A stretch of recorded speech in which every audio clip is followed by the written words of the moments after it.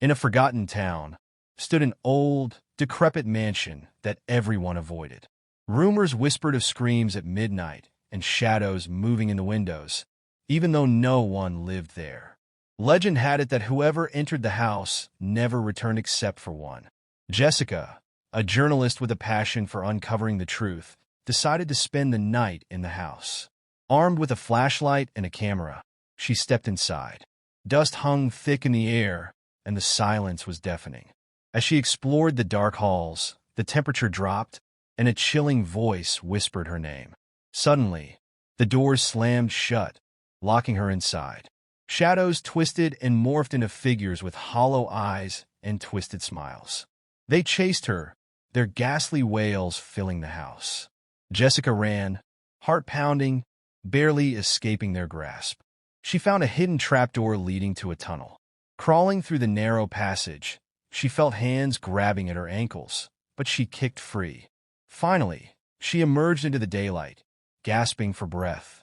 When she turned around, the mansion was gone, replaced by an empty, overgrown field. Jessica was the only one who had ever escaped, and no one believed her story. The cursed house had chosen her to carry its dark secret, and its shadows still haunted her every night.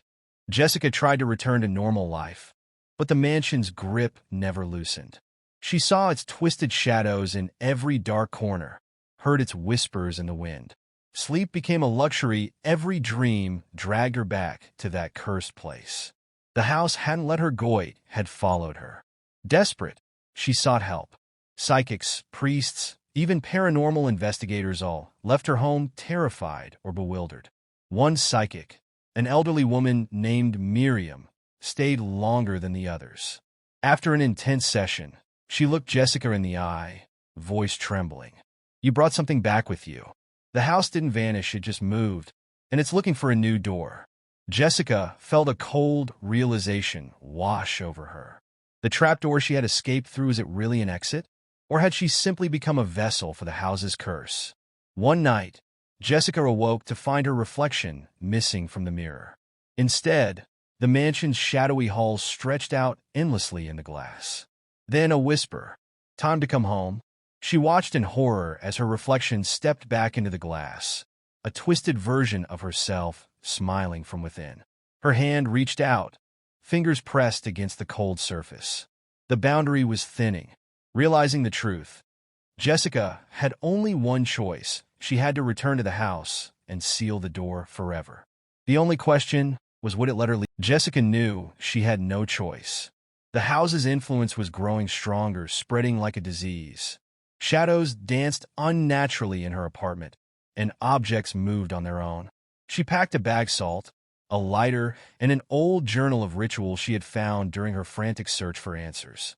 Miriam had warned her of the price of confronting the house again. It doesn't want to trap you. It wants to consume you. That night, she drove back to the overgrown field where the mansion once stood. Under a full moon, the air felt thick, charged with unseen energy. As she stepped onto the grass, a gust of wind howled, and the world shifted.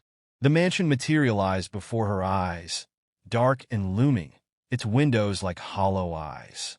Jessica entered, the door creaking open on its own. The interior was different now, twisted, labyrinthine. Corridors stretched in impossible directions, leading her deeper into the house's heart. The whispers grew louder, more distinct. "Welcome home." Suddenly, the walls closed in, and the shadows formed figures, grotesque versions of the souls it had claimed. Among them, she saw familiar faces, friends who had gone missing, other investigators who had entered and never returned. Their eyes pleaded for help, but their mouths twisted into sinister grins. Jessica ran, clutching the journal, reciting a ritual she had memorized.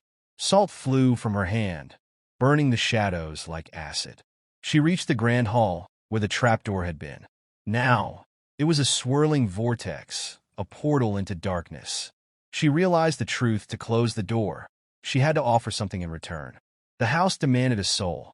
Trembling, she looked at the figures advancing toward her. Then she understood she wasn't meant to escape. She was meant to choose. A familiar voice echoed. "Miriam's. The sacrifice must be willing." Jessica stood at the edge of the vortex, tears streaming down her face. She had fought so hard to survive, to escape. Now, she had to make the ultimate choice. With a deep breath, she whispered, "I won't let you take anyone else." As she stepped into the swirling darkness, the house let out a deafening scream. The mansion trembled, the shadows shrieked, and then silence. The next morning, the field was empty again, overgrown and peaceful. Jessica's story faded into legend, but the curse was broken. Or so it seemed. In the town, a mirror in an antique shop cracked. From its jagged surface, a whisper drifted out. "I'm still